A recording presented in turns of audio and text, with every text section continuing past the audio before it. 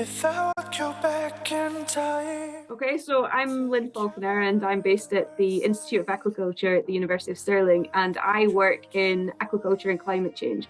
So I've been working on this for about 7 or 8 years now, and through a number of projects, and I'm now starting to build a team where we have looking particularly at marine aquaculture and focusing on salmon throughout the world, and kind of looking at adaptation and how the sector might respond to future challenges.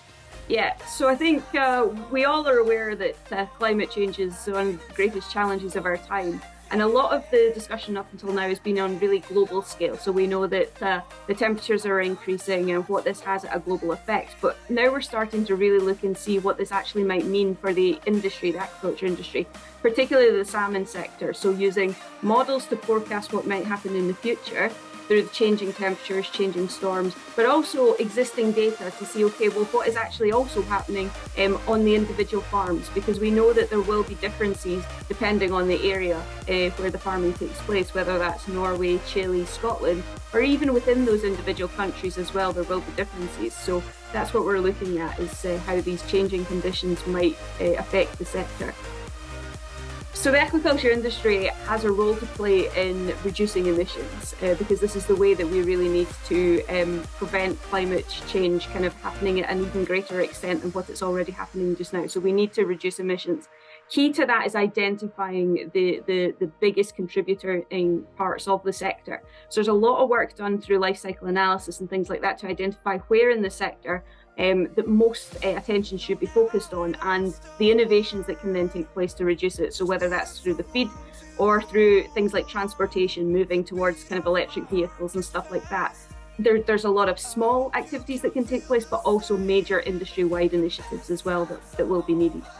So there's a lot of things that can actually take place in terms of mitigation efforts by the sector to reduce emissions. So there's lots of different ways that the aquaculture sector can adapt to it, particularly the salmon sector, which has been leading the way with a lot of innovation. So there's a lot of technology that is kind of coming up. New things such as submerged aquaculture, which farming, particularly salmon, kind of in deeper conditions and actually quite maybe away from the surface waters, which may be more affected to things like storms or some of the increasing temperature. Key to identifying what the most appropriate adaptation is understanding how the environment is changing. Because again, there might be some adaptation of options which are suitable for some areas, but not suitable for others. So it's to understand, is this area going to be affected more by temperature increases, or is this area going to be affected more by storms?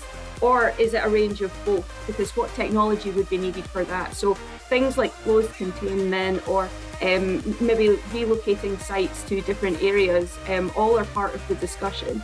So there's technology, but there's also policy initiatives that will be needed to do that, and kind of access to the finance and technology to help the industry move forward to address these new challenges.